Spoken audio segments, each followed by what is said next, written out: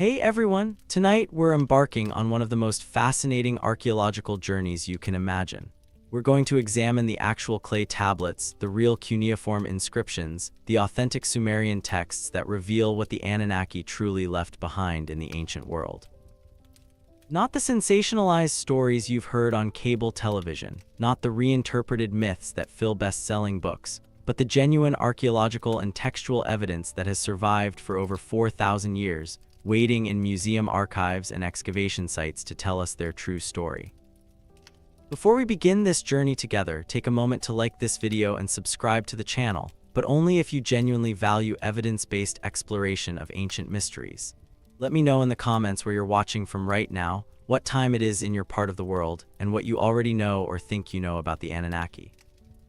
It's always incredible to connect with people across the globe, all of us drawn to these same ancient questions, separated by thousands of miles but united by curiosity about what really happened in humanity's earliest civilizations. Now settle in, maybe dim the lights, get comfortable, because we're going on a long journey tonight. We're going to examine every major category of evidence, every significant text, every archaeological discovery that sheds light on who the Anunnaki actually were according to the people who wrote about them, who worshipped them, who built temples in their honor, and who preserved their stories in the world's oldest written language. The story we're going to uncover tonight is radically different from what popular culture has told you. It's stranger in some ways, more mundane in others, but it's real. It's grounded in actual evidence that you can verify yourself by consulting scholarly resources, visiting museums, or examining the translations available in academic databases like the electronic text corpus of Sumerian literature. Part 1. The tablets themselves, what survived and what they actually say. Let's begin with the physical evidence, the clay tablets themselves. When we talk about Sumerian tablets revealing the world left behind by the Anunnaki, we need to understand exactly what survived, where it was found, and how scholars learned to read these ancient texts. The Sumerian civilization flourished in southern Mesopotamia, in what is now Iraq, from approximately 4500 BCE until around 1900 BCE, when they were gradually absorbed by Akkadian-speaking populations. During this extraordinarily long span of time, spanning over 2.5 millennia, Sumerian scribes developed the world's first writing system. They pressed wedge-shaped marks into wet clay using reed styluses, creating the distinctive cuneiform script that would later be adapted by Akkadians, Babylonians, Assyrians, Hittites, and numerous other ancient peoples. These clay tablets, once inscribed and dried or baked, became remarkably durable. Unlike papyrus scrolls that decay in moisture or parchment that burns easily, clay tablets can survive for thousands of years even when buildings collapse on them, even when cities are burned and destroyed, even when entire civilizations vanish from the historical record. This durability is why we have such an extensive corpus of Sumerian literature, including dozens of texts that mention the Anunnaki. The major archaeological sites that yielded tablets mentioning the Anunnaki include Nippur, the ancient religious center of Sumer where thousands of literary and religious texts were discovered; Uruk, one of the world's first true cities and home of the legendary King Gilgamesh; the prosperous city sacred to the moon god Nana; Lagash, whose rulers left extensive administrative and literary archives; and numerous other sites across southern Mesopotamia. When archaeologists first began excavating these ancient cities in the mid-19th century, they found rooms literally filled with clay tablets, libraries and archives that had been buried when the buildings collapsed. The British Museum, the Louvre, the University of Pennsylvania Museum, the Oriental Institute in Chicago, and museums in Berlin, Istanbul, and Baghdad house tens of thousands of these tablets. Many have been published and translated, though thousands more await study by the limited number of scholars who can read Sumerian fluently. What do these tablets say about the Anunnaki? That's the central question for tonight's exploration. Let's examine the evidence systematically, category by category, text by text, to build a complete picture of what the Anunnaki left behind according to the people who actually knew them, worshipped them, and wrote about them in humanity's first written language. Part 2. The etymology, what the name Anunnaki actually means. Before we can understand what the Anunnaki left behind, we need to know who they were.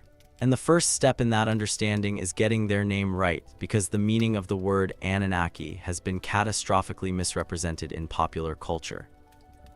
You've probably heard that Anunnaki means those who from heaven came down, or those who from heaven to earth came. This translation, popularized by Zecharia Sitchin in his 1976 book The 12th Planet, has been repeated so many times in documentaries, books, and internet articles that millions of people now accept it as fact. There's just one problem: it's completely, demonstrably, linguistically wrong.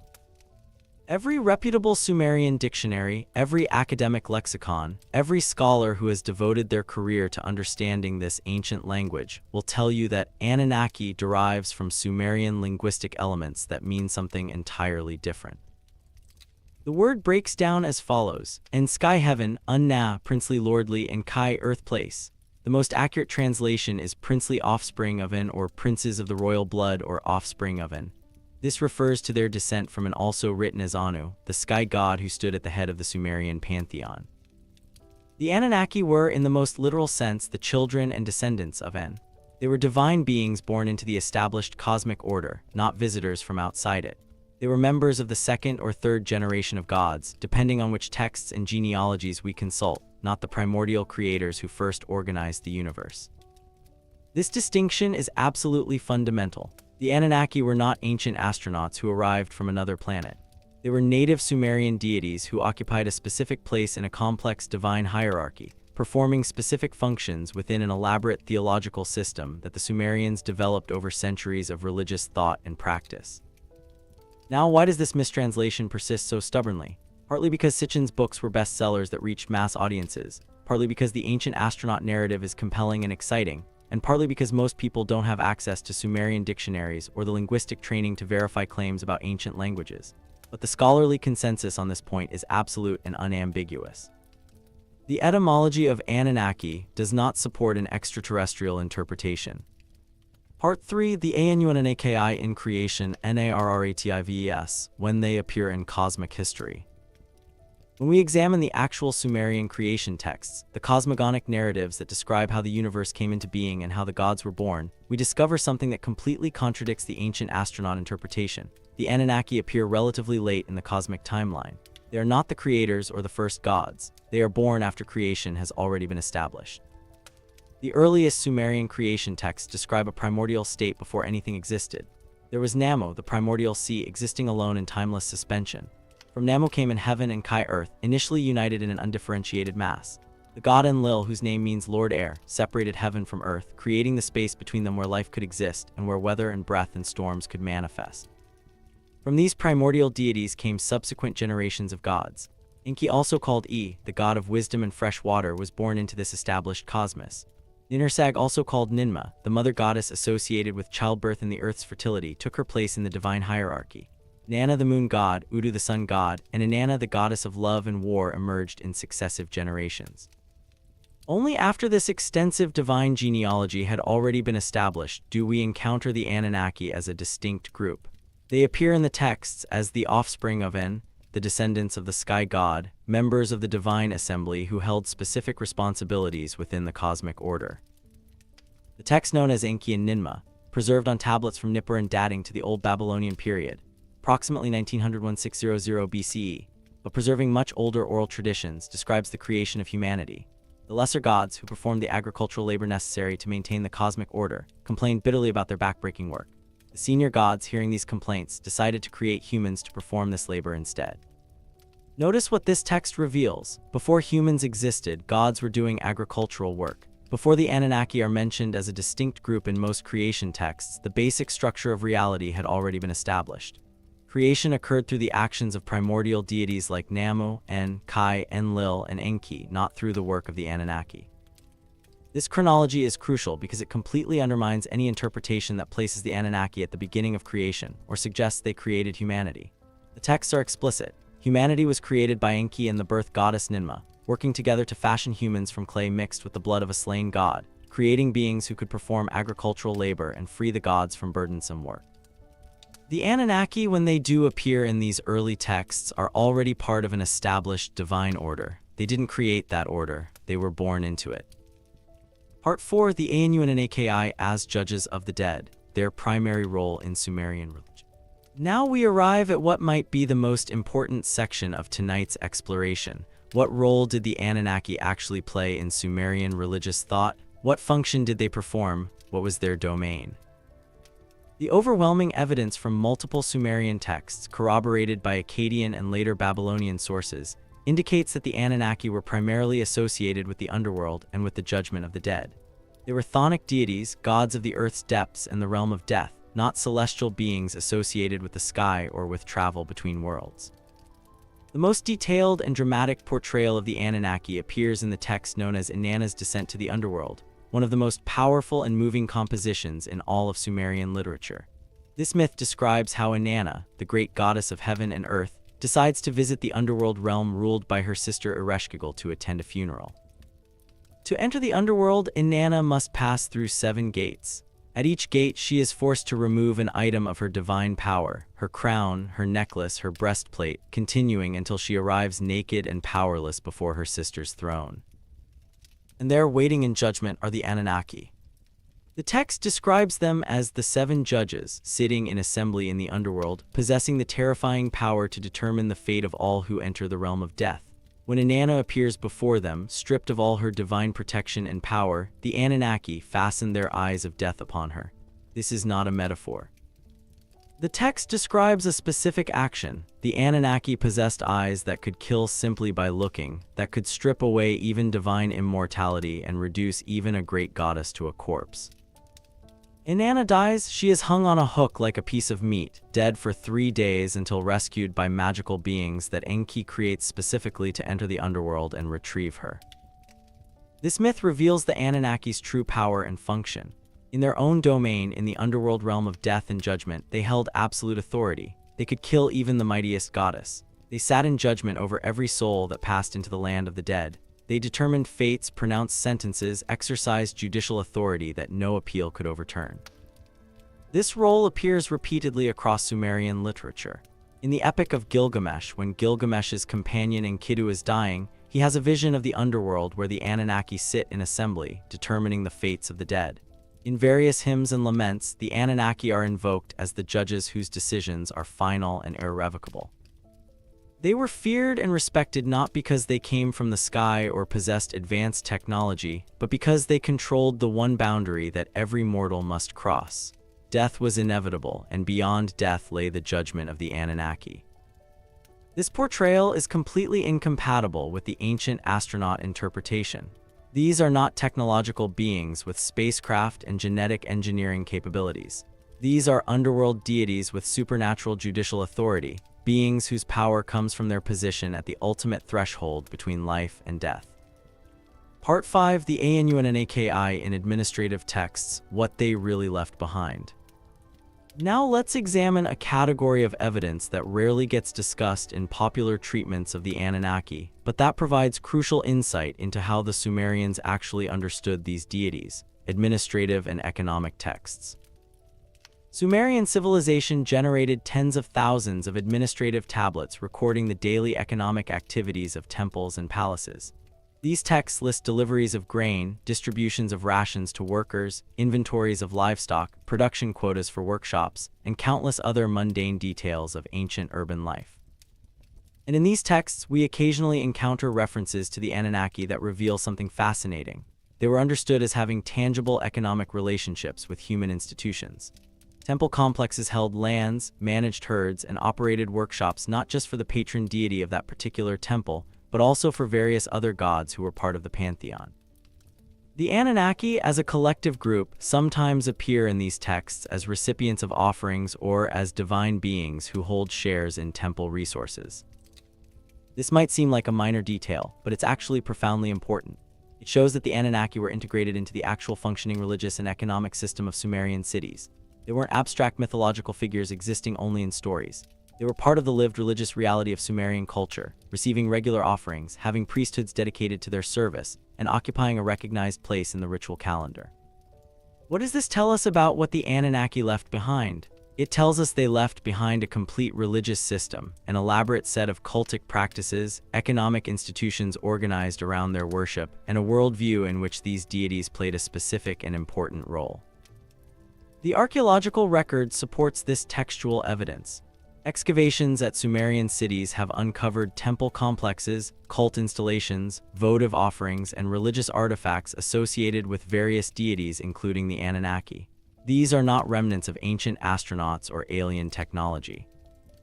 They are the material remains of a sophisticated religious civilization that worshipped multiple gods and that developed elaborate ritual practices to maintain proper relationships with the divine realm. Part 6, the Anunnaki and the Me, the divine Principles they helped govern. One of the most sophisticated concepts in Sumerian religious thought was the idea of the Me, pronounced Me, divine principles or decrees that governed all aspects of existence. These weren't abstract philosophical concepts, but active forces that had to be properly managed and maintained to prevent cosmic order from collapsing into chaos. The Me included everything from kingship and priesthood to crafts and technologies to social institutions and cultural practices. They were, in essence, the fundamental patterns that made civilized existence possible.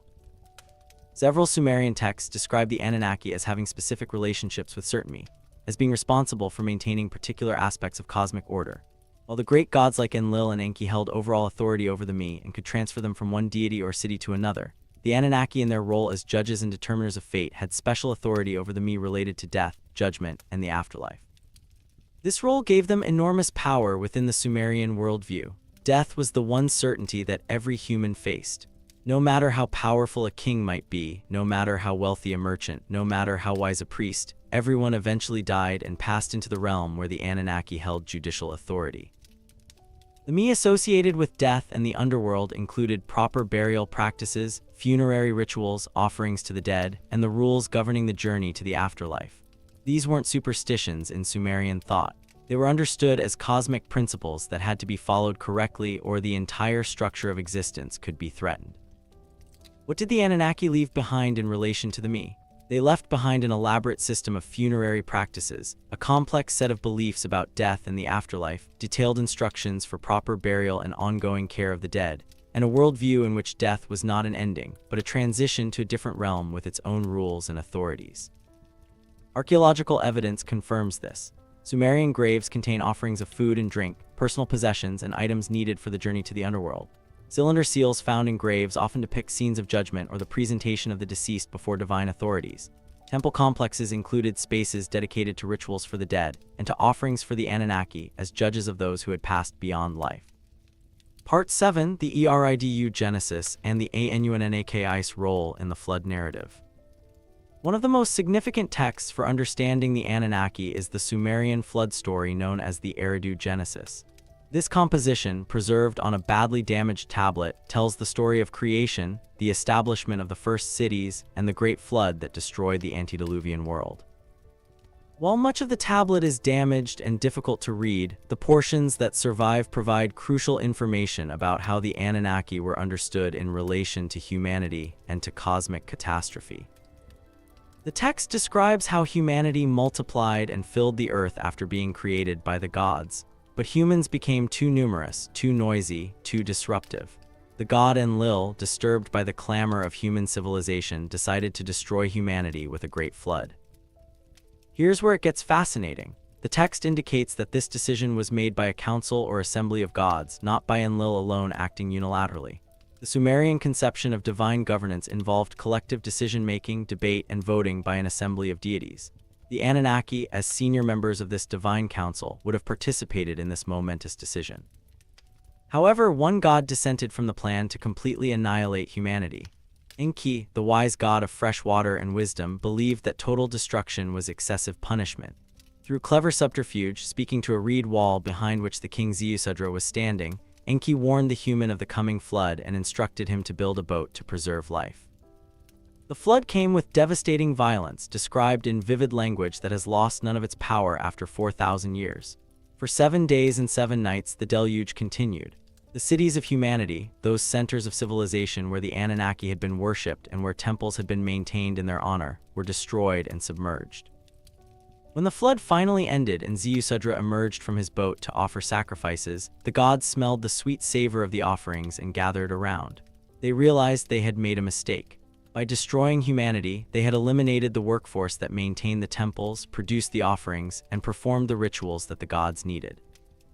The text suggests that the divine assembly, including the Anunnaki, had to reconsider their relationship with humanity. Measures were implemented to control human population without destroying them entirely. Mortality was firmly established with limited lifespans, fertility was regulated, and various afflictions were introduced to keep numbers in check. What does this text reveal about what the Anunnaki left behind? It shows that they were part of a divine government that made catastrophic mistakes and had to learn from them. It reveals that the relationship between gods and humans was reciprocal. Humans needed the gods for order and protection, but gods also needed humans for worship, offerings, and maintenance of the cosmic order. The Anunnaki left behind a theological system that acknowledged divine imperfection, that recognized gods as powerful but not omniscient, capable of error and regret. This is a remarkably sophisticated religious worldview, far removed from simplistic notions of all-powerful aliens controlling human destiny according to perfect plans. Part 8: Archaeological Evidence, the Physical Remains of Anunnaki Worship. Let's turn from texts to physical evidence. What archaeological remains shed light on how the Anunnaki were actually worshipped and understood in ancient Sumer? Excavations at major Sumerian cities have uncovered extensive temple complexes that served as centers of religious, economic, and social life. While many of these temples were dedicated to specific major deities like Enlil at Nippur, Enki at Eridu, or Inanna at Uruk, the archaeological record also reveals evidence of cult practices directed toward the Anunnaki as a collective group. At the site of Lagash, modern Tello, archaeologists discovered votive plaques and statues dedicated to various deities, including inscriptions that mention the Anunnaki. These objects were left by worshippers seeking divine favor or commemorating important events. The fact that the Anunnaki are named in these dedicatory inscriptions confirms that they were part of active religious practice, not merely mythological figures from ancient stories. Cylinder seals, those small carved stones that Mesopotamians rolled across wet clay to create distinctive images and marks of ownership or authority, frequently depict divine assemblies and judgment scenes that scholars identify with the Anunnaki. These seals show groups of seated deities, often 7 in number, the 7 judges mentioned in texts, presiding over various cosmic and earthly matters. One particularly significant archaeological context for understanding Anunnaki worship is funerary architecture. The Sumerians and their cultural successors built elaborate tombs for royalty and wealthy individuals, and these tombs were designed with the underworld journey in mind. The architecture itself reflects beliefs about death and the afterlife that were intimately connected to the Anunnaki as judges of the dead. The Royal Cemetery at Ur, excavated by Sir Leonard Woolley in the 1920s and 30s, revealed spectacular burials containing gold jewelry, lapis lazuli ornaments, elaborate furniture, musical instruments, and evidence of human sacrifice or retainer burials. These individuals were being equipped for their journey to the underworld, where they would face the judgment of the Anunnaki. The objects buried with the dead weren't random grave goods. They were carefully selected items intended to provide for the deceased in the afterlife or to influence the judgment they would receive. Food and drink offerings sustained the dead on their journey. Jewelry and valuable objects demonstrated wealth and status. Cylinder seals provided identification and authority. What does this archaeological evidence tell us about what the Anunnaki left behind? They left behind a complete material culture organized around beliefs about death, judgment, and the afterlife. They left behind architectural forms designed to facilitate the passage to the underworld. They left behind artistic traditions depicting divine judgment and cosmic order. They left behind economic systems that allocated substantial resources to funerary practices and offerings for the dead.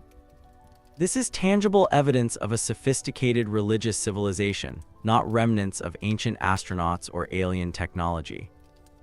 Part 9: The Transition from Sumerian to Akkadian, How the Anunnaki Concept Evolved. An important dimension of understanding what the Anunnaki left behind is tracing how the concept evolved as Sumerian culture was gradually absorbed by Akkadian-speaking populations after approximately 2000 BCE. The Akkadians, who spoke a Semitic language related to Hebrew and Arabic, adopted and adapted Sumerian religious concepts when they became the dominant cultural force in Mesopotamia. Many Sumerian deities were equated with Akkadian gods. Inanna became Ishtar, Enki became E, Udu became Shamash, and so on. The Anunnaki continued to appear in Akkadian and later Babylonian texts, but their portrayal evolved in interesting ways. In the famous Babylonian creation epic Enuma Elish, composed around 1200 BCE but incorporating much older Sumerian material, the Anunnaki are described as supporters of Marduk, the Babylonian patron deity who becomes king of the gods. In this later text, the Anunnaki are divided into 2 groups, the Anunnaki of heaven and the Anunnaki of the underworld. This division reflects a more complex theological development, a systematization of divine hierarchies that built upon but also transformed the earlier Sumerian conception. The Akkadian and Babylonian versions of the flood story, particularly the Atrahasis epic and the flood narrative incorporated into the Epic of Gilgamesh, continue to portray the Anunnaki as participants in the divine assembly that decided to destroy humanity. But the later versions provide more detail about the gods' motivations and the dynamics of divine decision-making. What this evolution reveals is that the Anunnaki concept was robust enough to survive the transition from Sumerian to Akkadian culture, flexible enough to be reinterpreted by new theological frameworks, and important enough to remain central to Mesopotamian religious thought for over 2,000 years. The Anunnaki left behind a religious tradition so powerful that it continued to shape Mesopotamian civilization long after the Sumerian language itself had ceased to be spoken in daily life. Their legacy extended through Babylonian and Assyrian culture, influencing later religious developments throughout the ancient Near East. Some scholars have even traced possible connections between Mesopotamian concepts like the divine assembly and the council of gods to similar ideas in ancient Israelite religion, where Yahweh presides over a divine council, as seen in Psalm 82 and other biblical texts. While the connections are complex and debated, they suggest that the theological innovations of Sumerian religion, including the concept of the Anunnaki as members of a divine assembly, had far-reaching influence. Part 10: Debunking the Ancient Astronaut Interpretation, What the Anunnaki Didn't Leave Behind. We've examined extensively what the Anunnaki actually did leave behind according to authentic Sumerian texts and archaeological evidence. Now we need to address directly what they didn't leave behind, and why the ancient astronaut interpretation promoted by Zecharia Sitchin and others is not supported by the evidence. Sitchin's central claims about the Anunnaki were: they were extraterrestrial beings from a planet called Nibiru. They came to Earth approximately 450,000 years ago. They created humans through genetic engineering to serve as a slave workforce. They needed humans to mine gold for them. They left behind encoded knowledge about astronomy and advanced science. Let's examine each of these claims against the actual evidence. The Nibiru claim: Sitchin identified the Anunnaki with a supposed planet called Nibiru that orbits the Sun in a highly elliptical 3,600-year orbit. However, astronomers have definitively established that no such planet exists. If a large planet with the characteristics Sitchin described existed, it would have been detected by now through its gravitational effects on known planets and through direct observation. NASA and other space agencies have explicitly stated there is no evidence for Nibiru. Additionally, when Nibiru appears in Mesopotamian astronomical texts, it refers to Jupiter or to a specific position in the sky, not to an unknown planet. The genetic engineering claim: Sumerian texts describe humanity being fashioned from clay mixed with divine blood or essence.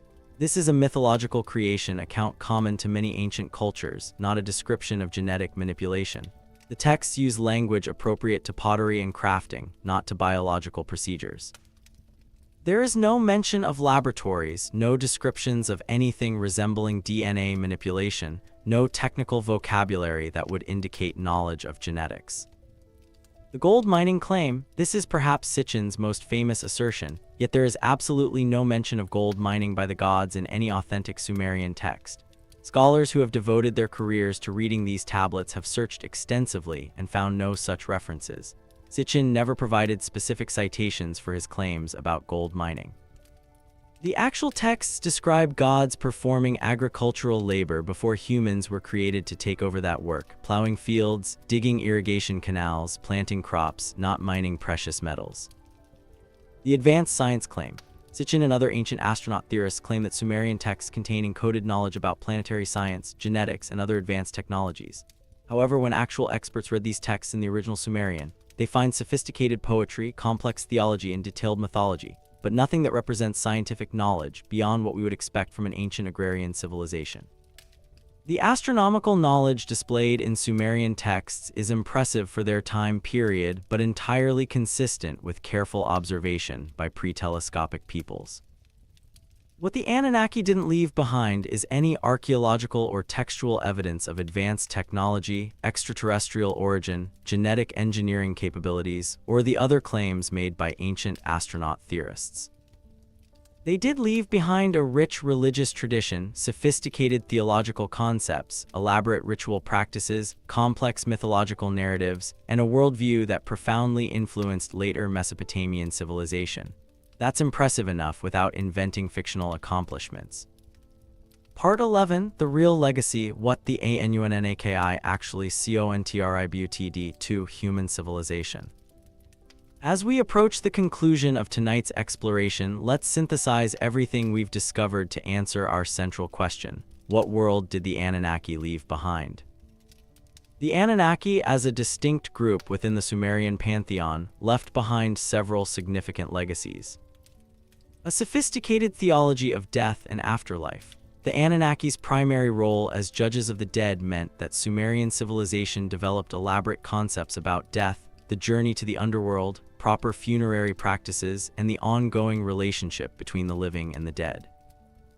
This theological framework influenced not only Sumerian culture but also later Babylonian and Assyrian beliefs, and through various channels contributed to broader ancient Near Eastern conceptions of death and afterlife. The concept of divine justice and judgment, the portrayal of the Anunnaki as cosmic judges who determine fates and pronounce irrevocable sentences, contributed to developing ideas about justice, law, and moral accountability that would become fundamental to Western civilization. The notion that even gods had to answer to higher authorities, that divine governance involved councils and assemblies rather than arbitrary rule, that decisions required deliberation and could be debated. These concepts had profound implications for how Mesopotamian societies understood earthly justice and governance. A complex divine hierarchy. The Anunnaki, as offspring of an occupying a specific tier in the divine hierarchy, exemplified the Sumerian tendency towards systematic organization. Their worldview involved categorizing and ranking everything from gods to occupations to cities. This organizational impulse, this drive to create comprehensive systems and hierarchies, would influence Mesopotamian thought for millennia and contribute to developments in law, administration, and intellectual culture. Rich literary and mythological traditions. The stories involving the Anunnaki, particularly the descent of Inanna and the flood narratives, represent some of humanity's earliest literature. These texts are not merely religious documents, but sophisticated literary compositions with complex characterization, dramatic tension, vivid imagery, and profound themes. They influenced later Mesopotamian literature and, through various channels, contributed to the broader literary heritage of the ancient world. Material culture and artistic traditions. The worship of the Anunnaki generated temples, votive objects, cylinder seals, funerary architecture, and artistic depictions that constitute significant portions of the archaeological record. These material remains provide invaluable information about Sumerian civilization's economic organization, artistic capabilities, religious practices, and social structures. Linguistic and textual heritage. The texts mentioning the Anunnaki constitute part of humanity's first written literature. These tablets demonstrate the development of writing from simple administrative record-keeping to complex literary composition. They preserve the Sumerian language, which would otherwise have vanished completely after it ceased to be spoken. This is the world the Anunnaki left behind, not alien technology or genetic laboratories or gold mining operations, but a sophisticated religious civilization that grappled with profound questions about life, death, justice, and the relationship between human and divine realms. Conclusion: the real mystery is profound enough. As we conclude this extensive journey through what Sumerian tablets actually reveal about the world left behind by the Anunnaki, I want to emphasize one final point. The real story is extraordinary enough without embellishment or misinterpretation. The Sumerians created one of humanity's first civilizations. They invented writing, developed complex urban societies, composed sophisticated literature, created elaborate religious systems, and left behind a textual and archaeological record that has survived for over 4 millennia. That achievement is genuinely remarkable. The Anunnaki, as part of the Sumerian pantheon, represent sophisticated theological thinking about death, judgment, divine governance, and cosmic order. These aren't primitive superstitions or coded descriptions of alien encounters. They're complex religious concepts developed by thoughtful people grappling with the deepest questions of human existence. When we approach Sumerian texts with intellectual honesty, when we learn to read them in their original languages or consult responsible scholarly translations, when we examine the archaeological record with careful attention to context and interpretation, we discover something far more valuable than sensationalized claims about ancient astronauts. We discover our own ancestors, people separated from us by thousands of years but connected to us through their fundamental humanity, their curiosity about existence, their attempts to create meaning and order in a challenging world, and their success in building something unprecedented that would influence all subsequent human civilization. The world the Anunnaki left behind wasn't a world of spaceports and genetic laboratories. It was a world of temples and hymns, of cylinder seals and votive offerings, of complex theological debates about divine justice, of profound literary compositions about death and resurrection, of economic systems organized around religious institutions, of social hierarchies understood as divinely ordained. It was, in short, a fully realized human civilization with all the complexity, sophistication, and occasional contradictions that implies, and that's extraordinary enough. The previous inquiry leaves behind a quiet expectation that if something was remembered rather than invented, its first appearance would not look tentative. It would arrive already shaped. With that expectation in mind, attention settles on the earliest clay tablets from southern Mesopotamia, not as the birth of writing in a dramatic sense, but as a moment when marks appear already disciplined, already governed by rules. The tablets come from Uruk, from layers dated to the late 4th millennium BCE, pressed into damp clay and left to dry in the ordinary course of administration. They are small, often unassuming objects, many no larger than a hand. They were not buried deliberately nor displayed. They accumulated in rooms, bins, and corners of large buildings whose walls suggest storage and oversight rather than ceremony. When excavated, they appear in clusters, sometimes hundreds together, as though dropped into the archaeological record by routine use rather than special intent. What is immediately striking is not simply that symbols are present, but that they are organized. Columns run straight, impressions are aligned, signs repeat with consistency across tablets found in different rooms and even different districts of the city. The scribes who made them did not appear to be experimenting with where to place marks or how to space them. The surface of the clay was treated as a known field, already divided conceptually into areas where information belonged. The content reinforces this impression. These earliest tablets are not narratives, prayers, or commemorations. They record quantities of barley, allocations of beer, counts of sheep, distributions of labor. The signs correspond to commodities, numbers, and institutional terms. What they do not do is explain themselves. There are no glosses, no marginal clarifications, no signs that a reader needed instruction on how to interpret them. The tablets assume a shared understanding between the one who wrote and the one who would later read or audit. Equally notable is the numerical system embedded in these records. Multiple counting methods appear simultaneously, used for different goods according to fixed conventions. Grain is measured one way, livestock another, labor another still. This is not a single counting system gradually branching outward. It is a set of parallel systems operating together, each applied consistently. Such complexity suggests not a trial phase, but an established administrative logic already in place. The clay itself carries further implications. Many tablets were made from prepared clay, cleaned of debris, kneaded to an even texture. The scribes understood how wet it needed to be, how deep to press the stylus, how to angle the impressions so they would remain legible after drying. These are not trivial skills. They imply training, repetition, and standards that existed before the surviving tablets were produced. The record does not preserve the moment when someone failed to make the clay workable or pressed too lightly or crowded signs until they became unreadable. Those failures, if they occurred, are absent. Archaeologically, the tablets are often associated with sealing practices. Clay envelopes, bully, and cylinder seals appear alongside them, indicating systems of verification and authority. A tablet could be sealed, its contents attested by an impression belonging to an institution or individual. This implies that writing was already embedded within a broader framework of trust, accountability, and control. Writing did not stand alone, it functioned as one component in a larger administrative apparatus. What is missing from this earliest corpus is as instructive as what is present. There are no tablets reflecting on writing itself, no attempts to explain why marks correspond to things, no apparent curiosity preserved about the act of recording. Writing is treated as a tool already justified, already legitimate. The tablets do not argue for their own necessity. They operate within a system that assumes their authority without comment. Some scholars have suggested that earlier, more experimental phases may have existed on perishable materials, now lost. This possibility cannot be dismissed. Yet even if such stages occurred, the surviving evidence presents a threshold already crossed. By the time clay tablets enter the archaeological record in large numbers, the system they represent is stable enough to support an urban economy. Writing appears not as an invention being tested, but as a solution already accepted.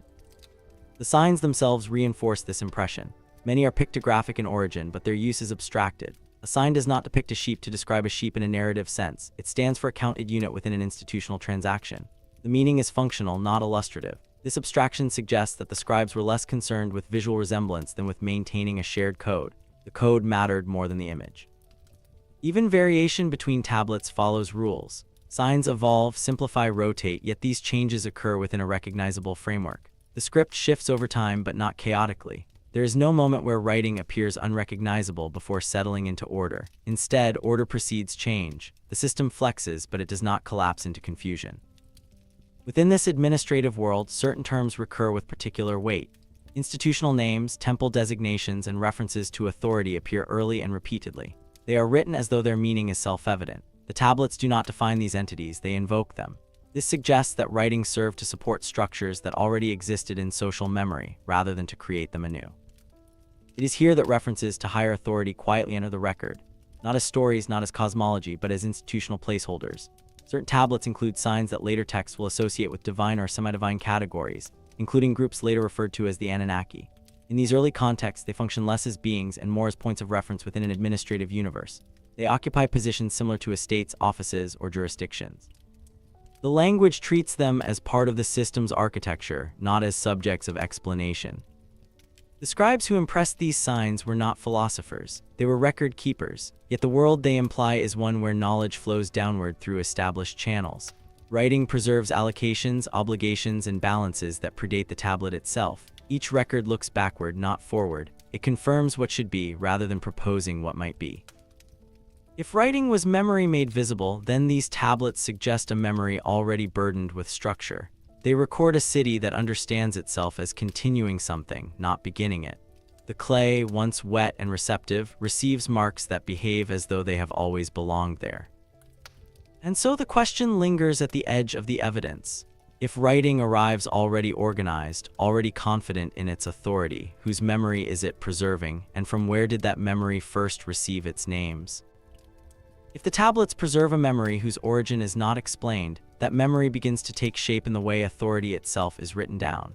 The earliest lists that follow the administrative records do not begin with events or achievements, but with names.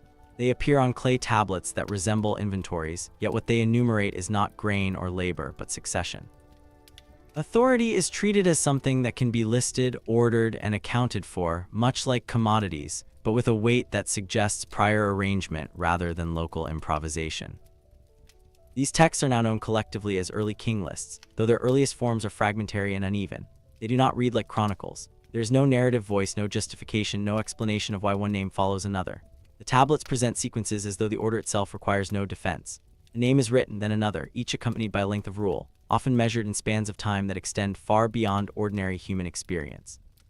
The scribes who impressed these signs did not qualify them as symbolic or metaphorical. They recorded them as durations.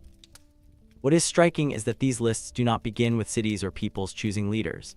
Authority does not appear as an agreement or a response to circumstance. Instead, it arrives fully formed. Kingship is described as something that descended to a city. The verb used implies movement from elsewhere, not emergence from within. The tablets treat this movement as an established fact, not an event requiring explanation. The earliest rulers named are not associated with construction projects, laws, or military campaigns. They are defined almost entirely by their position in the sequence and the length of their reign. Their individuality is secondary to their placement within an order. The structure of the list matters more than the details of the reigns themselves. This suggests that the primary concern was continuity, not biography. In several versions of these lists, the sequence begins before what later texts describe as a great flood. The flood functions as a dividing line but not an erasure. Authority exists on both sides of it. Before the flood, kingship resides in certain cities. After the flood, it appears again, relocated but intact. The tablets do not treat the flood as the origin of a new system. They treat it as an interruption after which something old resumes. The language used to describe this resumption is revealing. Kingship is said to be lowered again or set down once more. These verbs imply careful placement, as though authority is an object transferred and restored. The scribes did not frame post-flood kings as innovators. They are restorers, inheritors of a role that predates them. The cities themselves are named in sequence, each becoming the seat of kingship for a time. Authority moves from Eridu to Bad Tabira, from Larak to Sippar, and later to Kish and Uruk. This movement is not explained politically or militarily. There are no causes offered, no conflicts described. The list does not concern itself with why authority shifts, only that it does. The implication is that kingship exists independently of any one place and can be assigned elsewhere according to a logic not preserved in the record. Alongside these sequences, some tablets include genealogies that link later rulers to earlier ones, sometimes bridging the flood itself. These genealogies do not always align neatly with archaeological timelines, yet they are consistent in intent. They anchor present authority in a distant past. To rule is to stand within a chain that extends backward beyond living memory. Even when the lists move closer to historically attested periods, the tone remains restrained. Later kings known from inscriptions and monuments appear without elaboration. Their military victories and building projects are absent here. In the context of the list, they are reduced to names and durations, equal in format to those who came before. The list flattens distinction in favor of continuity. Administrative logic underlies this presentation. The king list functions less as history and more as a register. It establishes legitimacy by demonstrating that the current order fits within a recognized sequence. To be outside the list is to be outside authority. Inclusion matters more than achievement. Within this framework, references to divine figures, including the Anunnaki, appear not as actors within stories but as custodians of order. In some texts, kingship is said to be established according to the decision of these figures. The phrase is formulaic, bureaucratic rather than devotional. It implies authorization, not intervention. The Anunnaki are not described acting. They are referenced as a source of sanction embedded in the system. What remains absent is any suggestion that kingship was invented at a particular moment. There is no tablet that records a first king chosen by a community, or a transition from non-kingship to kingship. Authority appears already conceptualized, already transferable, already bounded by rules. The scribes who recorded these lists treated kingship as a known quantity whose origin lay beyond the scope of their task. This way of writing authority aligns with the administrative tablets that record goods and labor. Both assume a framework that precedes the record. Both preserve rather than explain. Names, like numbers, are placed into ordered spaces on clay, arranged according to conventions that are never justified within the text. As the lists progress toward periods illuminated by archaeology, the durations shorten, the names become more familiar, and the cities align more closely with material remains. Yet the structure does not change. Authority continues to move, to be restored, to be passed on. The logic of inheritance persists even as the world described becomes more concrete. If kingship is written as something that descends, relocates, and resumes after catastrophe, then the question becomes less about who ruled first, and more about who first defined the order that these names were meant to preserve. When the scribes wrote these sequences, whose framework were they maintaining, and whose decision were they quietly recording? If authority was recorded as something received rather than formed, the medium through which that authority was expressed becomes difficult to ignore. The names, durations, and sequences depend entirely on a language capable of holding them. When attention shifts from who ruled to how they were written about, the question turns quieter but more persistent.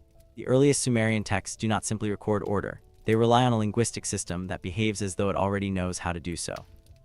The language preserved on the earliest tablets appears with a complexity that is not easily attributed to gradual trial. Sumerian grammar, as reconstructed from administrative and lexical texts, is layered and precise. Verbs carry chains of prefixes and suffixes that encode subject, object, tense, direction, and modality. Nouns shift form according to role and relationship. Meaning is distributed across particles that must be applied in correct sequence. The tablets do not display hesitation in this structure. The grammar functions consistently, even in the earliest phases of writing. What survives from these periods includes lexical lists, tablets dedicated not to transactions but to words themselves. These lists pair signs with meanings, sometimes across categories: animals, professions, vessels, stones, cities. They are arranged systematically, often repeating the same order across different sites. The purpose appears instructional, yet the instruction assumes a framework already accepted. The lists do not invent vocabulary, they organize it. They preserve equivalences rather than propose them. In some cases, the list includes Sumerian terms alongside their Akkadian counterparts, suggesting a concern with translation and continuity rather than novelty. This bilingual practice implies that Sumerian was already perceived as something stable enough to be rendered into another language.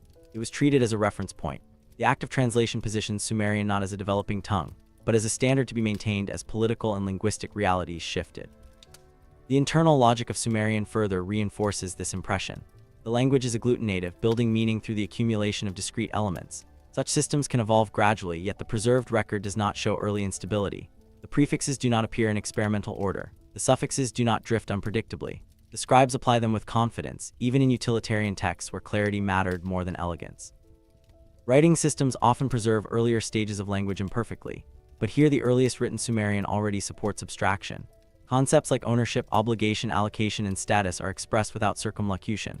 The language does not struggle to articulate institutional reality. It seems fitted to it. This fitness suggests a long familiarity between language and administrative life that predates the surviving tablets. Even phonetic elements behave predictably. Signs that later represent sounds are used in ways that imply shared pronunciation norms. There is little evidence in the earliest texts of competing phonetic interpretations. Variation exists, but it remains bounded. The scribes appear to agree on how language should be represented, even as the script itself continues to evolve. One revealing category of texts concerns professions and titles. These words are not merely descriptive, they encode position within a hierarchy. The terminology for priests, overseers, scribes, and laborers is specific and stable. The language distinguishes roles with precision, suggesting that these roles were already well defined in practice. Vocabulary follows structure rather than creating it. The same can be said of spatial terms. Sumerian uses consistent language to describe boundaries, fields, canals, and buildings.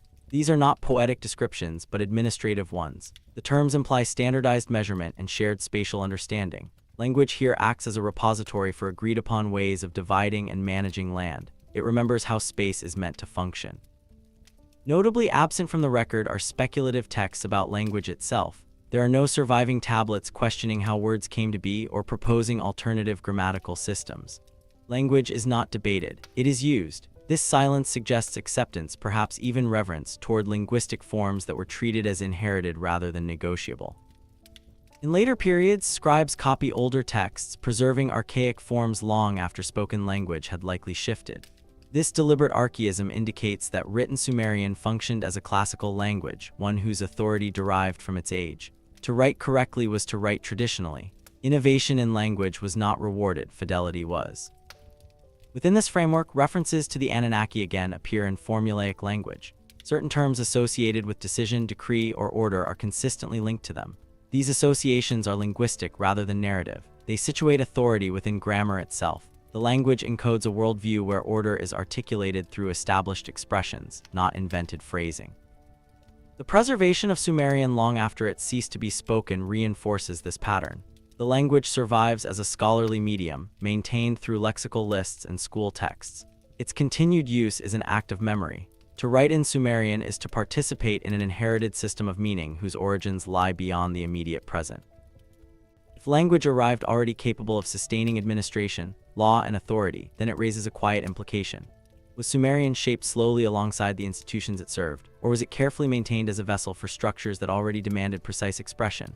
When scribes impressed these signs into clay, were they speaking their own evolving tongue, or guarding a language whose completeness was itself part of what they had received? If the language itself was treated as something to be guarded rather than reshaped, then its most revealing uses may lie not in literary compositions, but in the places where precision mattered most. The administrative tablets, pressed quickly and meant to circulate through storerooms and offices, offer a setting where words were not ornamental. Here, language functioned under pressure, carrying obligations, quantities, and authority in compact form. It is within these accounting columns that certain names appear with a quiet regularity, embedded not in stories but in balances. Among the thousands of economic tablets recovered from temple precincts at Uruk, Lagash, and Nippur, references to the Anunnaki occur in contexts that resist mythic interpretation. They appear alongside entries for fields, herds, and workshops. The grammar does not mark them as actors performing deeds, but as recipients, overseers, or points of allocation. In these texts, the Anunnaki are treated as institutional entities, comparable to estates or offices rather than personalities. A tablet recording the distribution of barley may note a portion assigned for the Anunnaki. The phrasing mirrors that used for other established recipients, such as temples or specific priestly households. There is no accompanying explanation, no descriptive epithet. The scribe writes the term as though its meaning is already fixed and shared. The entry does not invite interpretation, it assumes recognition. This pattern repeats across regions and periods. In some archives, offerings of animals or textiles are listed under headings that include divine collectives. The Anunnaki appear within these groupings as one category among others. The tablets do not distinguish between mythic time and administrative time. They do not signal that a different mode of thought is being employed. The same columns, the same numerical signs, the same verbs of transfer apply. What becomes apparent is that the Anunnaki function within a system of accounting as a stable reference point. Their presence anchors certain transactions within a broader order that transcends individual officials. When a delivery is recorded as owed to them, the obligation seems less negotiable, less subject to local revision. The tablets imply that some claims exist above the level of the city administration, yet are still expressed through it. The absence of narrative framing is instructive. These texts do not recount why the Anunnaki are owed goods, nor what they do with them. The concern is not theological explanation, but procedural accuracy. The scribe's task was to ensure that what was due was recorded as due. In this sense, the Anunnaki occupy the tablets in much the same way as abstract authorities, present, unquestioned, and structurally necessary. Sealing practices reinforce this impression. Some tablets mentioning the Anunnaki are associated with official seals, impressed to validate the transaction. The seals belong to human officials, yet they certify obligations that extend beyond human oversight. The seal guarantees that the record aligns with an order that the official administers but does not originate. Authority flows through the scribe, not from him. The spatial context of these tablets matters as well. Many are found within temple complexes, spaces that combine storage, ritual, and administration. In such environments, economic and religious functions were not separate domains. The tablets reflect this integration. The Anunnaki appear where grain is counted and livestock tallied, because the temple itself operates as an institution that manages both material and symbolic capital. Yet even here, the language remains restrained. The tablets do not depict the Anunnaki as demanding offerings or intervening in shortages. They are not portrayed as volatile or personal. They are simply part of the accounting landscape. Their inclusion implies a continuity of obligation that predates the individual transaction and will outlast it. Some scholars have noted that the quantities assigned to divine collectives are often standardized. This regularity suggests fixed expectations rather than ad hoc decisions. The tablets preserve these expectations without commentary, implying that deviation was not the scribe's concern. To record was to maintain alignment with an established pattern. What is perhaps most telling is how little emphasis is placed on divine names compared to the structure surrounding them. The signs are small, their placement unremarkable. There is no visual elevation, no ornamental distinction. The Anunnaki do not dominate the tablet, they occupy their allotted space. This visual economy mirrors their conceptual role, significant but contained within the system. As writing continued to develop, later literary texts would expand on the identities and narratives associated with these figures. But in the administrative record, those elaborations are absent. The tablets preserve an earlier mode of reference, one that treats the Anunnaki as part of the administrative grammar of the world rather than its subject. If these names functioned as institutional constants within economic documentation, then their role may have been less about belief and more about continuity. They mark points where human administration intersects with an inherited order that the tablets neither explain nor question. The scribes record what is required, not why it is required. And if the Anunnaki appear first not in stories but in ledgers, quietly embedded among fields and flocks, what does that suggest about the kind of world the temples believed they were maintaining, and how that world was meant to be measured, stored, and sustained in brick and stone? If the accounting tablets imply an order that could be measured, allocated, and maintained, then that order did not remain confined to clay columns. It extended outward into space, translated into brick, foundation trenches, and rising platforms. The same institutions that counted barley and recorded obligations also built. When attention shifts to the earliest monumental temples of southern Mesopotamia, the question becomes whether these structures were conceived as experiments in form or as repetitions of something already specified. The earliest temple platforms at Uruk, Eridu, and later sites do not present themselves as tentative constructions. Their plans are deliberate. Walls align with consistent orientation, corners are squared with care, and dimensions repeat across phases of rebuilding. Even when temples are rebuilt multiple times atop earlier levels, the footprint often remains remarkably stable. The builders did not use the opportunity to redesign freely. They restored outlines. At Eridu, the long sequence of superimposed temples reveals a pattern that persists over centuries.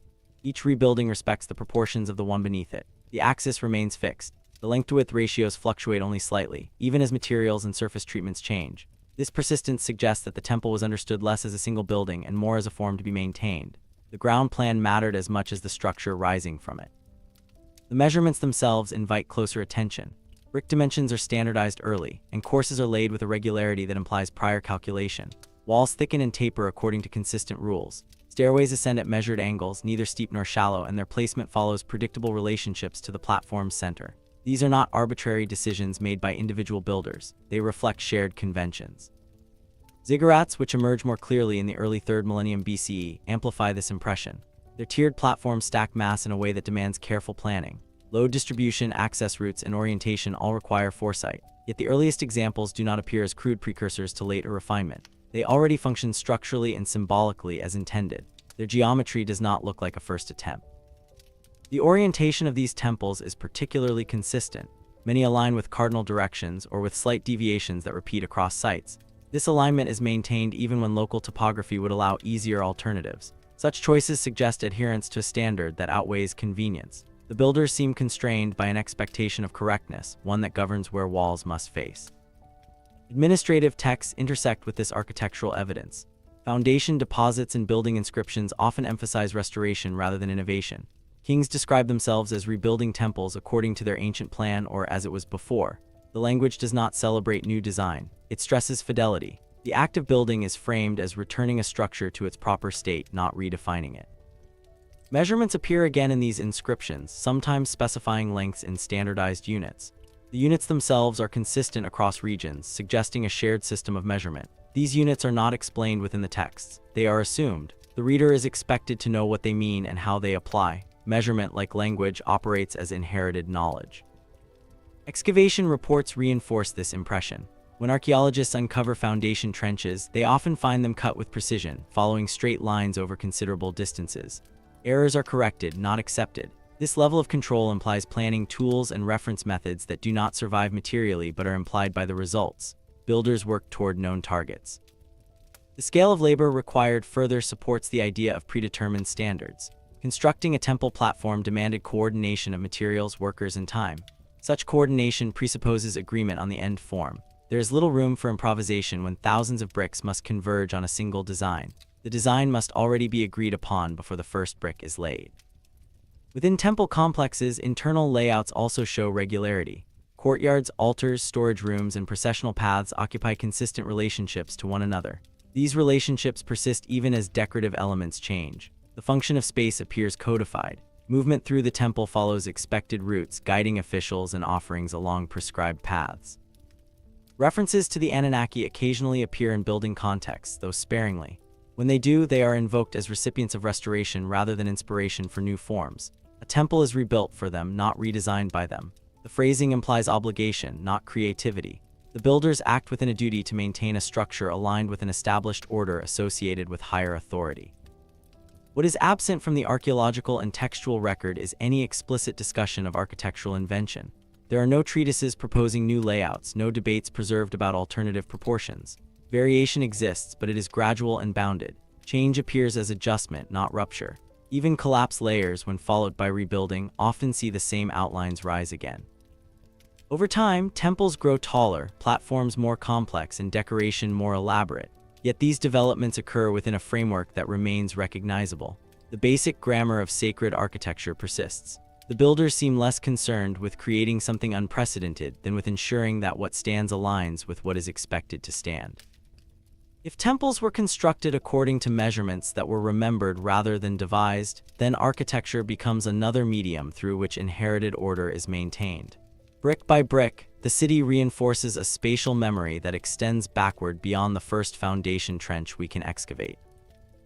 And if these measurements govern not only walls and platforms but also orientation and alignment, then what larger reference point were the builders preserving?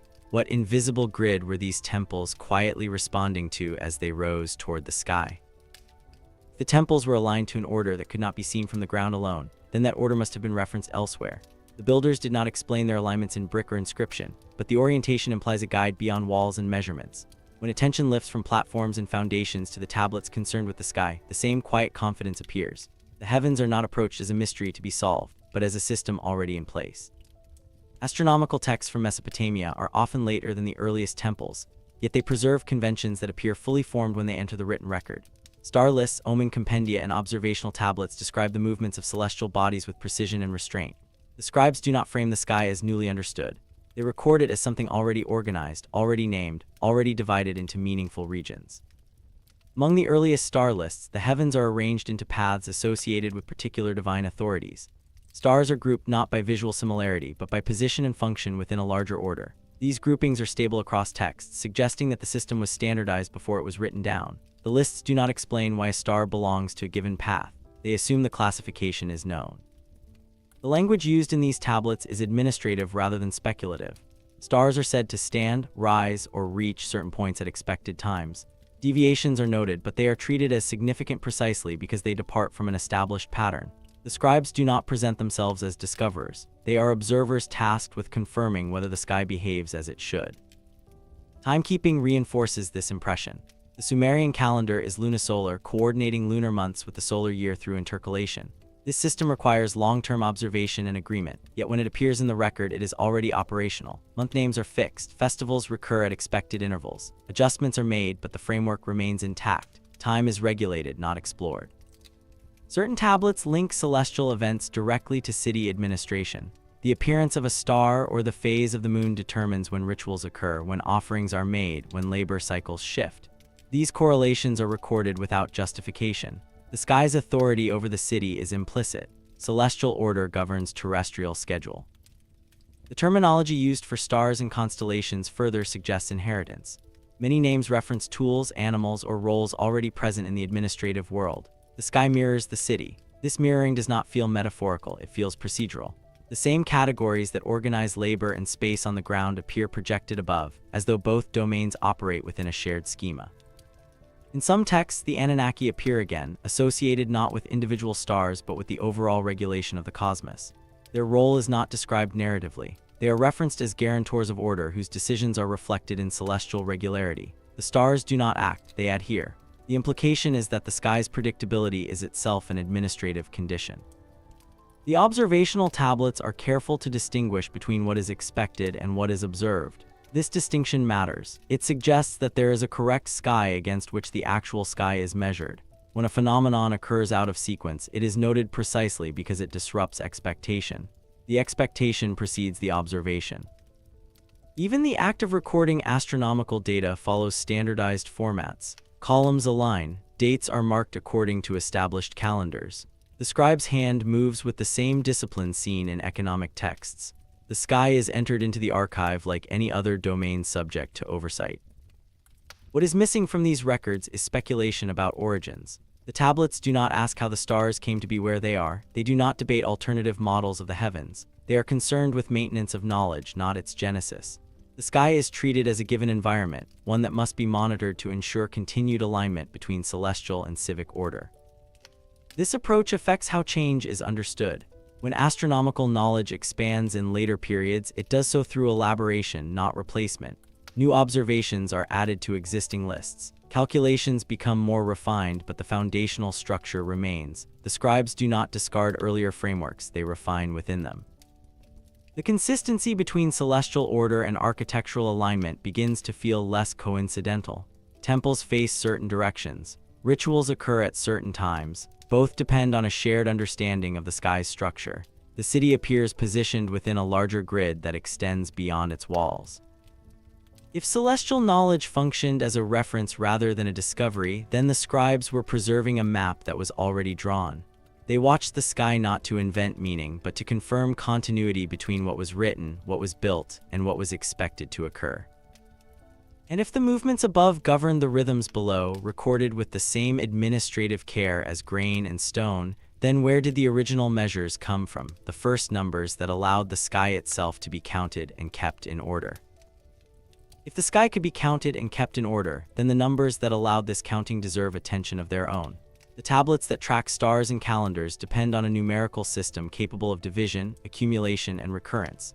When those numbers are examined directly, they reveal a structure that feels less like an experiment and more like a memory put to use. From the earliest administrative records at Uruk, numerical notation appears not as a single method, but as several operating side by side. Different systems are applied to different categories of goods, each with its own internal logic. Livestock, grain, labor, and land are counted according to distinct conventions. These systems do not compete or overlap. They coexist, already assigned to their respective domains. At the center of this complexity is the sexagesimal system, based on units of 60. It appears early, embedded in calculations that require division into halves, thirds, quarters, fifths, and sixths. Such flexibility is not incidental. A base of 60 accommodates a wide range of fractions cleanly, a feature that becomes essential for measuring time, land, and quantities that rarely resolve into whole units. The tablets use this system with confidence. There is no sign of hesitation or correction, no visible transition from a simpler base. The scribes did not introduce the sexagesimal system as a concept. They employed it. Numerical signs are placed with precision, and their positional meaning is understood. Even before the development of a fully explicit place value notation, the system functions effectively through context. The reader is expected to know which scale applies. This expectation suggests training grounded in convention rather than discovery. Mathematical tablets from later periods preserve tables of reciprocals, squares, and multiplication values. These tables are not presented as theoretical exercises. They are tools. Their format implies that the relationships they encode were already trusted. A reciprocal table assumes that division will be needed regularly and that its results must be consistent. The existence of such tables implies a prior decision about how numbers should behave. Land measurement offers another window into this numerical world. Survey tablets record field dimensions using standardized units and ratios. Irregular plots are reduced to manageable calculations through established methods. The scribes do not explain these methods, they apply them. The land is made legible through numbers that already know how to describe space. The same is true for labor accounting. Workdays are tallied, subdivided, and aggregated according to fixed numerical values. Different kinds of labor carry different weights expressed numerically. This requires a system capable not only of counting time but of assigning relative value. The numbers encode social distinctions without commentary. They remember what each unit of labor is worth. In temple contexts, offerings are calculated according to cyclical schedules. Quantities recur at regular intervals tied to calendar dates and celestial events. The numerical system supports repetition without drift. It allows obligations to be carried forward accurately. This reliability is essential in a world where administration depends on trust in the record. References to the Anunnaki occasionally intersect with numerical regularity. Certain offerings or allocations are fixed in quantity when associated with them. The numbers do not fluctuate according to circumstance. They imply an established rate. The tablets do not justify these rates. They preserve them. The constancy suggests that numerical values themselves carry authority. What stands out is how little the tablets reflect numerical uncertainty. Errors occur, but they are corrected according to known rules. Scribal exercises show students practicing calculations that already have correct answers. The goal is mastery, not exploration. Mathematics is treated as a body of knowledge to be learned, not expanded. The sexagesimal system's reach extends beyond accounting into timekeeping and astronomy. Hours, days, months, and degrees all rely on divisions of 60. This coherence across domains suggests coordination rather than coincidence. The same numerical logic governs earth and sky, labor and ritual. The system acts as connective tissue between different aspects of the city's life. There is no surviving tablet that explains why 60 was chosen. There is no debate preserved about alternative bases. The choice is opaque, yet its application is thorough. This opacity reinforces the sense that the system's origin lay outside the scribe's concern. They inherited it as a working structure, not as a problem to be solved. Over centuries, the system persists with remarkable stability. Even as languages shift and political powers change, the numerical framework remains. Later scholars preserve it through teaching texts, ensuring its continuity. The system becomes part of what it means to know how to write and calculate correctly. If numbers in Sumer functioned less as inventions and more as custodians of order, then they served as a form of memory. They carried forward proportions, cycles, and values that shaped daily life without requiring explanation. The tablets trust these numbers to hold the world steady. And if law, obligation, and judgment also depended on such numerical balance, then what does it suggest about the rules that governed human conduct? Were they, too, counted and preserved according to measures whose origins were already beyond recall? If numbers carried balance forward without recalling their origin, then the rules that governed human conduct appear to have been handled in much the same way. The tablets that record judgments and legal formulations do not present law as something calculated anew. They rely on measures already accepted, extending numerical order into the realm of behavior. When the earliest legal texts are examined, they speak with a voice that does not introduce itself. These records take several forms. Some are collections of case judgments, others are prescriptive statements attached to royal inscriptions, and others still are routine administrative documents that note fines, compensations, or oaths. Across these formats, a consistent feature emerges. The law is not authored. It is cited, applied, and restored, but rarely attributed to human invention. In early legal statements associated with rulers such as Ernanch or Urukagina, the language emphasizes correction rather than creation. The king declares that he has established justice or restored equity, terms that imply return rather than novelty. The wrong to be addressed is disorder. The solution is alignment with what is already proper. Law exists prior to the ruler's action, awaiting reinstatement. Judgment tablets reinforce this tone. When disputes are recorded, the scribes do not describe judges deliberating over new interpretations. The outcome is written as a resolution that follows expectation. Compensation is assessed according to known values. Penalties are expressed in standardized quantities of silver, grain, or labor. The tablet does not explain why these quantities are appropriate. Their appropriateness is assumed. The structure of legal language mirrors administrative accounting. Conditional formulations appear frequently. If an act occurs, then a consequence follows. The phrasing is precise and impersonal. There is little concern for motive or circumstance beyond what is necessary to classify the act. The law operates as a system of correspondence, linking actions to outcomes through established ratios. Notably, many legal texts invoke divine sanction without elaboration. The Anunnaki and other divine collectives are referenced as guarantors of justice, not as legislators. The law is said to be set according to their command or under their judgment, yet the content of that command is not revealed. The tablets do not portray the gods issuing laws in narrative scenes. They frame law as already aligned with a higher order that does not require explanation. This framing affects how authority is understood. The king appears not as a lawmaker, but as a custodian. His legitimacy rests on his ability to recognize and enforce what is already correct. Inscriptions emphasize the king's role in removing abuses, correcting officials, and restoring fairness. Innovation would undermine this role, fidelity strengthens it. Even the most extensive legal compilations, such as those associated with Urnammu, maintain this posture. Although the laws are written under royal authority, the prologue presents them as acts of restoration. The king claims to have established justice in the land, not to have devised new principles. The laws themselves are concise, formulaic, and practical, suggesting codification of existing practice rather than conceptual invention.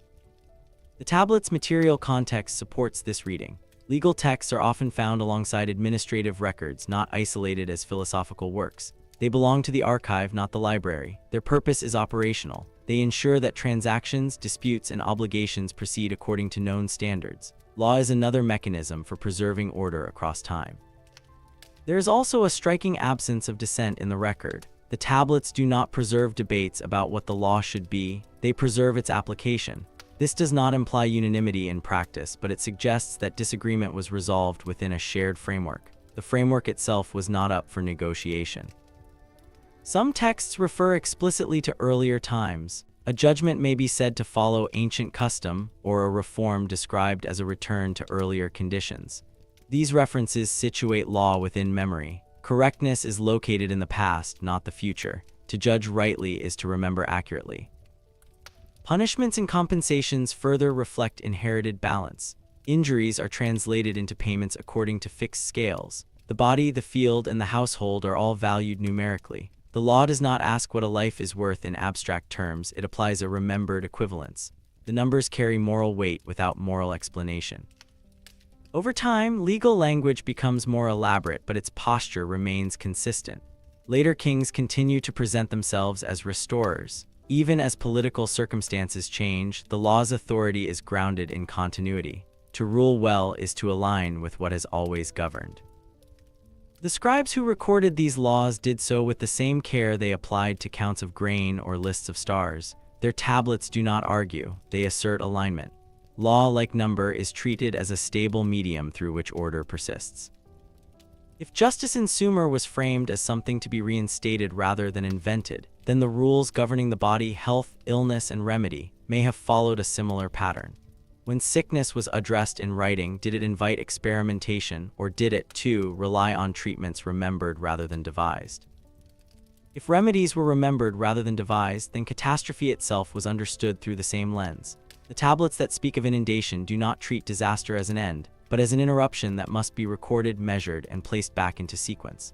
Long before later literary compositions gave the flood a narrative shape, the ground itself preserved a quieter record. Across several Sumerian cities, archaeologists uncovered thick alluvial layers separating occupational levels. At Ur, Kish, Shuruppak, and Lagash, strata of clean river silt appear abruptly, sealing earlier floors and walls beneath meters of deposited clay. These layers are not gradual accumulations. They mark sudden, forceful inundations, events large enough to displace populations and suspend building activity. Yet above them, settlement resumes. The material evidence does not suggest abandonment. Architecture returns, sometimes slightly shifted, sometimes rebuilt directly atop the silt. Pottery styles continue with modest adjustment. Administrative tablets reappear, written in familiar hands. The flood layer functions as a boundary, but not a rupture that erases what came before. This archaeological pattern finds resonance in the textual record. Early king lists note that the flood swept over the land and that afterward kingship descended again. The phrasing is careful. Authority is interrupted, not extinguished. The institution survives, passing through the flood as something restored rather than reinvented. The list itself continues without resetting its logic. Administrative documents from post-flood levels retain older conventions. Measurements, titles, and calendrical references persist. There is no indication that the flood required a new system of accounting. Instead, scribes resume their work as if returning to a paused task. The flood is acknowledged, but its administrative consequences are absorbed into continuity. Even flood narratives, when read as records rather than epics, emphasize preservation. Tablets describe the safeguarding of tablets, cult objects, and knowledge. The concern is not survival alone, but the survival of order. What must endure is not merely people, but the frameworks that define their place. The flood threatens storage, not memory itself. Some texts distinguish between antediluvian and post-diluvian times, but this distinction does not function as a sharp divide. It is a marker of condition, not of identity. What existed before is treated as authoritative. What comes after must align with it. The flood becomes a reference point for calibration, not a moment of origin. The Anunnaki appear in these contexts as witnesses to continuity rather than agents of destruction. Their role is not to reset the world, but to oversee its rebalancing. The texts do not describe new decrees issued after the flood. They describe the reestablishment of temples, rites, and offices that had existed before. Divine involvement affirms restoration. The stratigraphy of temples reinforces this view. In several cities, shrines are rebuilt atop flood layers following earlier ground plans. The orientation remains consistent. Sacred space is relocated vertically, not conceptually. The builders respect earlier alignments, suggesting that sanctity persists through physical displacement. There is also evidence of deliberate marking. In some cases, flood deposits were leveled rather than removed, forming new foundations. The flood layer becomes part of the city's base. It is not erased, but incorporated. The memory of disruption is embedded beneath daily life. Later literary compositions expand the flood into a narrative of warning and survival, but even these texts emphasize transmission. Instructions are given, objects are preserved, names are remembered. The flood threatens forgetting, and the response is record-keeping. What is absent is a sense of reinvention. There are no claims that after the flood, humans learned something entirely new. Knowledge is carried forward, sometimes damaged, sometimes incomplete, but recognizable. Civilization resumes as an act of recall. This treatment of catastrophe aligns with how law, number, and remedy are handled. Order is external to circumstance. Events may interrupt its application, but not its existence. The flood becomes another datum, another layer to be accounted for. If even a world-altering inundation was framed as a passage rather than a beginning, then the boundaries of history itself may have been understood as permeable. When the scribes recorded time beyond the flood, were they preserving memory against loss, or were they acknowledging that something older still lay beneath their records, waiting to be reached again? If the flood was a remembered interruption rather than an absolute beginning, then the scribes' attention naturally turns to those who follow it. The kings who appear in post-diluvian inscriptions present themselves not as founders, but as restorers. Their proclamations describe the repair of structures, the re-establishment of temples, and the renewal of administrative order, all framed as continuity with what came before. Authority is exercised as recovery, not invention. Inscriptions from Lagash, and Shiropak often open with formulaic statements emphasizing preservation. Kings declare that they have made whole that which was broken or restored the foundations of the land. The language is careful to connect their acts with a pre-existing order. They are custodians of tradition, not architects of novelty. Even monumental construction is framed as reconstruction, as though each brick placed atop the ruined layers recalls an earlier alignment that must be maintained. Administrative tablets from these periods echo the same posture. Record-keeping resumes with familiar units of measurement, standardized weights, and calendrical dates consistent with pre-flood usage. Allocations of grain, lists of laborers, and temple inventories continue without radical alteration. The king's role is to ensure that the systems survive the interruption and can continue functioning. Restoration extends to civic infrastructure as well as ritual practice. Temple inscriptions provide further insight into this restorative ideology. Dedications frequently note that sacred precincts had suffered damage or neglect, and that the ruler has returned them to proper form. Spatial orientation measurements and ritual schedules are preserved, sometimes following plans that predate the flood layer itself. This emphasis on fidelity over innovation suggests a worldview in which correctness is inherited, not discovered anew. Even legal references in post-flood records maintain continuity with earlier practice. The king's judgments are framed as enforcement of established norms, and punishments are applied according to long-standing scales. The language reinforces that justice persists beyond temporal disruption. The ruler's authority derives from recognition of pre-existing law, and the legitimacy of decisions rests on alignment with precedent. Names of cities and temples are seldom altered. The inscriptions emphasize that what existed before the flood must persist afterward. Kings note the restoration of walls, canals, and granaries, documenting their work with administrative precision. Measurement is invoked repeatedly. Lengths of walls, capacities of cisterns, areas of fields. Such detail implies that recovery is exacting, not improvisational. Preservation is as much a practical concern as a symbolic one. In some cases, inscriptions indicate that divine authority legitimizes this restoration. The Anunnaki are cited as guarantors of order, whose oversight validates the king's efforts. Yet the texts do not depict divine intervention as a reset. The gods do not invent new structures or laws. They oversee continuity, confirming that human administration must conform to an inherited standard. Divine presence in these records emphasizes adherence rather than initiation. The language of restoration extends to ritual practice. Festivals, offerings, and ceremonies are reestablished according to pre-flood schedules. Observances are repeated with attention to detail. Scribes record these acts with care, as if to ensure that temporal and ritual order align once more. The city's life is resumed not as a creation story, but as a continuation of prior rhythms. Archaeological evidence supports this textual perspective. Excavations reveal that post-flood rebuilding frequently respects pre-existing orientations.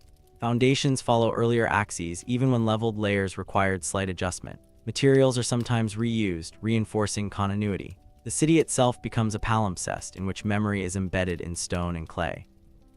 Across these inscriptions, a consistent theme emerges. The king's role is restorative, and legitimacy is conferred through fidelity to an inherited order. The emphasis is less on personal accomplishment than on the reestablishment of pre-existing structures, both physical and administrative.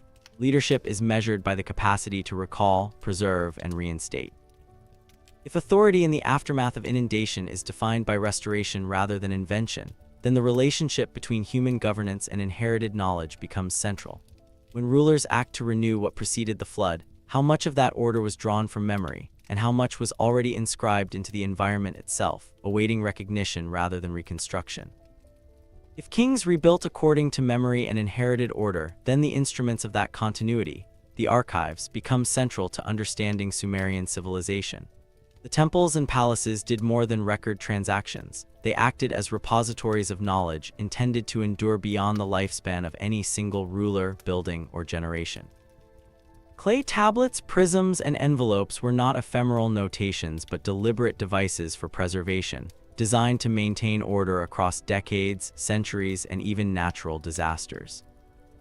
The arrangement of archives within sacred and administrative complexes reflects careful planning. In Uruk, the so-called Ina archive was stored in rooms constructed specifically to protect tablets from humidity, flooding, and decay. Tablets were organized by subject, date, and function, with numerical systems and ideograms indicating their contents and relevance. The precision of this system implies foresight. These rooms were built not merely for convenience, but as instruments to safeguard institutional memory. Temple archives preserve religious and economic knowledge side by side. Lists of offerings, allocations of labor, and inventories of cult objects coexist with hymns, incantations, and ritual instructions. The two are not separated because they are of different kinds, but because the administrators understood them as parts of the same framework. Sacred obligations and practical administration were intertwined, both requiring accuracy, continuity, and reliability. The act of archiving was itself a form of stewardship. Palace archives offer a parallel perspective. In the administrative centers of Lagash and Kish, collections of contracts, wage lists, and land allocations demonstrate careful indexing. Each tablet carries references to prior records, creating chains of accountability. Officials routinely cited older documents, indicating that archives functioned as living tools rather than inert repositories. The king's authority, in part, rested on access to these chains of preserved knowledge. Material choices also reflect intentional durability. Clay was shaped, inscribed, and baked, sometimes multiple times to resist wear. In some cases, envelopes of clay encase smaller tablets, creating a protective shell. Sealing techniques suggest concern not only for security, but for survival, ensuring that the information could be retrieved intact even if buildings were damaged. Archives were treated as tangible continuity embedded in the city's very structure. The content of these archives emphasizes replication and standardization. Scribes copied earlier documents carefully, not as exercises in composition, but as acts of restoration. Measurements, accounts, and administrative directives were reproduced to match older records. Even when errors occurred, they were corrected according to known conventions. The goal was coherence over innovation, preservation over invention. Floods and other interruptions further underscore the archive's purpose. Archaeologists have found that in several cities, Clay tablets were intentionally stored on elevated platforms or in specialized rooms, surviving layers of alluvial silt. The presence of such archives after catastrophic events suggests that the scribes anticipated disruption and designed their repositories to endure it. The knowledge contained within was more than immediately functional. It was meant to bridge temporal gaps. The Anunnaki occasionally appear in these records, not as participants but as guarantors.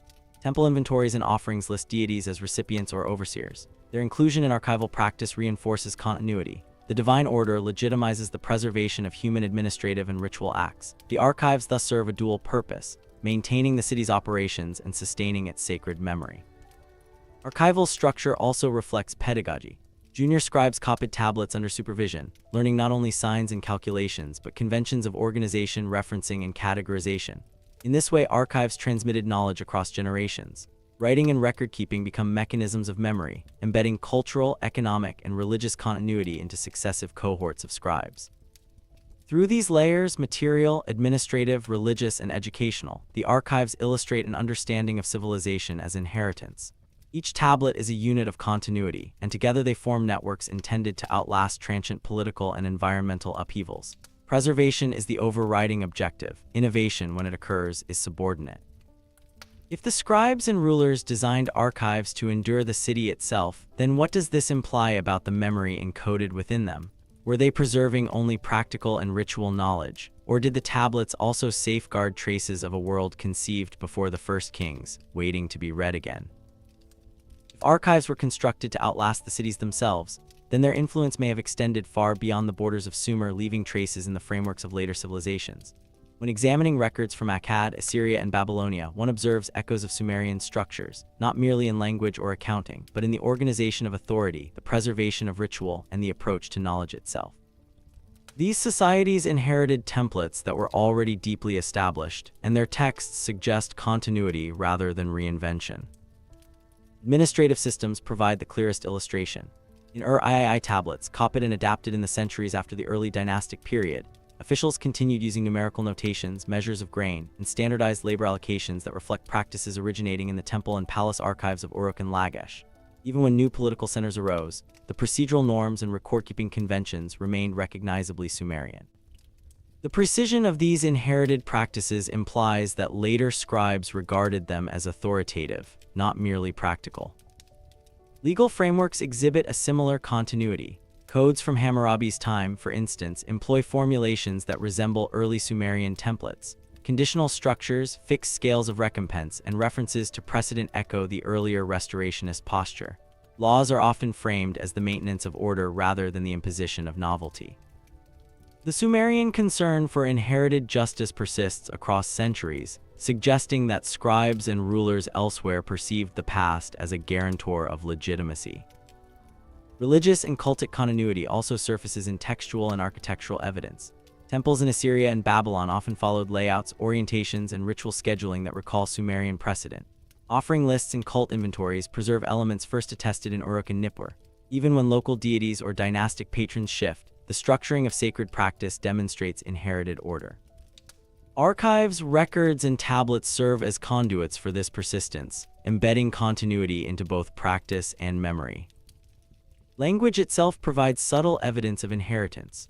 Sumerian lexical lists, bilingual word lists, and scribal exercises endured for centuries in Mesopotamia, functioning as both practical guides and repositories of institutional memory.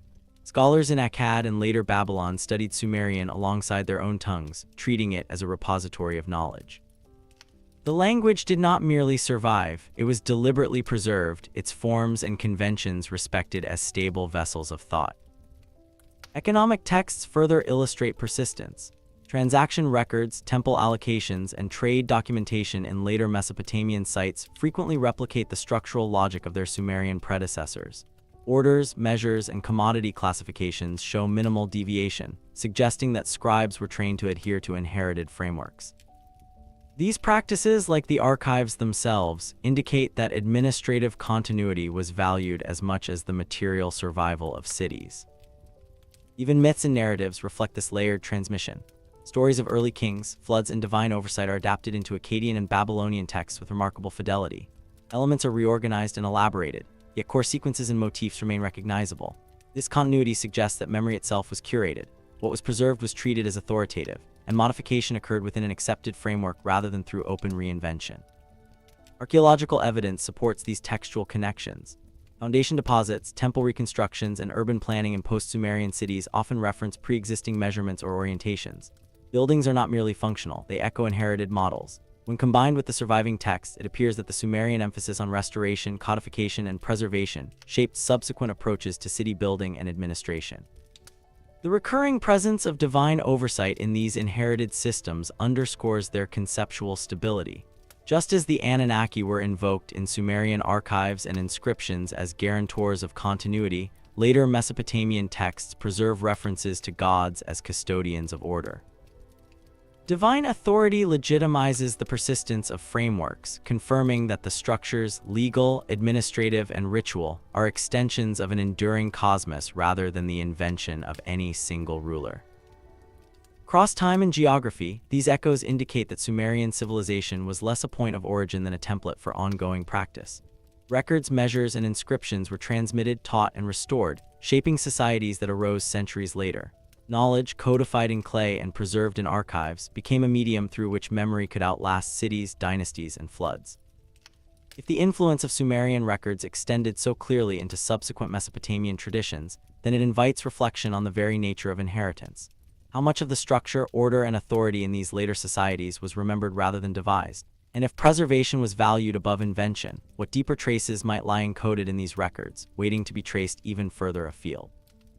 The persistence of Sumerian frameworks extending into later Mesopotamian traditions eventually encounters a point where the tablets themselves cease to accumulate. In the final centuries of Sumerian dominance, inscriptions grow less frequent, administrative archives become sporadic, and the meticulous replication of earlier standards begins to diminish. This decline does not indicate an abrupt disappearance of order, but rather a subtle transition. The mechanisms of preservation are fading, even as memory lingers in architecture, ritual, and oral practice. Excavations in sites such as Ur and Nippur reveal this uneven pattern. Layers of rubble contain fragments of tablets, many incomplete or reused in later constructions, suggesting that record-keeping was no longer as systematic. Clay, once baked with care and stored in purpose-built chambers, appears less often in secure contexts. Scribes continue their work, but the intensity of archiving that had characterized earlier dynasties is noticeably reduced. Administration persists, yet the evidential trail thins, leaving gaps where continuity once seemed assured. At the same time, textual evidence hints that cultural memory remained vivid. Temple rituals continue according to inherited schedules, festivals are observed in proper sequence, and legal formulations echo the language of earlier codes. Even in the absence of comprehensive archives, the forms of civic and sacred life endure. It appears that the knowledge embedded in prior generations had migrated from physical tablets into practices and oral transmission. Preservation shifts from the tangible medium of clay to the intangible medium of memory. The decline of writing also brings attention to the social context of scribes. Schools and training centers are less frequently mentioned in administrative records, and the population of literate officials may have contracted. The expertise required to maintain the extensive archives of earlier periods becomes concentrated or dispersed, and new scribes are trained within a reduced corpus. As a result, fidelity to earlier conventions depends more heavily on recollection and tradition than on direct access to the complete written record. Economic and temple documents from this period reflect a similar pattern. Allocations, inventories, and transactions continue, but they are often shorter, less detailed, and more variable in format. Standardization, once rigorously enforced, relaxes. The numerical and lexical precision that characterized earlier archives begins to erode, yet the underlying systems, measures, units, procedures persist in broad outline. The city's life continues, though the scaffolding of exact preservation is no longer as robust. The role of divine oversight in this context is instructive. References to the Anunnaki and other deities persist in inscriptions, but their function appears increasingly symbolic.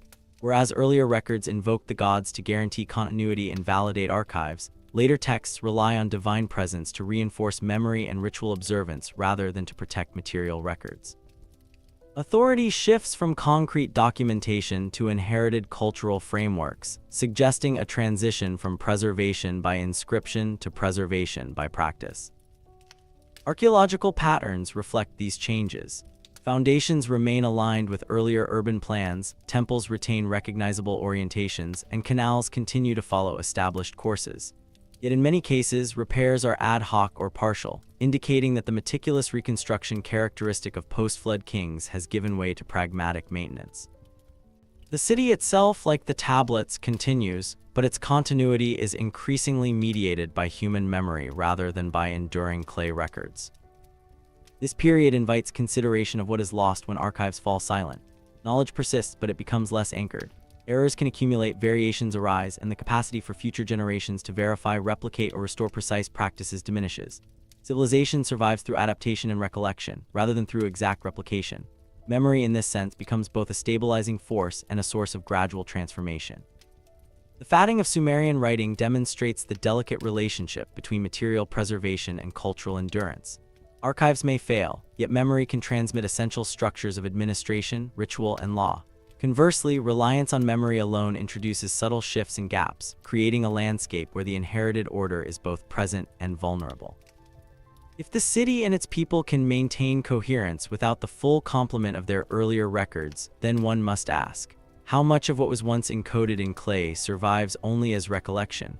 And how might the absence of these silent tablets shape the understanding of the world left behind by those who first recorded it?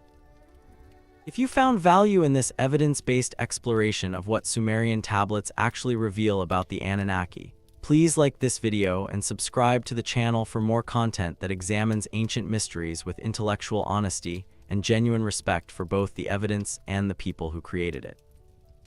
Share your thoughts in the comments.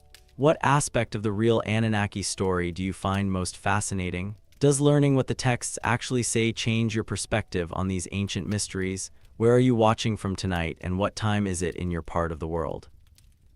I love engaging with everyone who takes these journeys into the ancient past with me, learning what questions you bring and what discoveries resonate with you most deeply. Until next time, may your explorations of history be guided by curiosity, informed by evidence, and enriched by appreciation for the genuine achievements of our ancient ancestors. The real story is always more interesting than fiction if we're patient enough to discover it.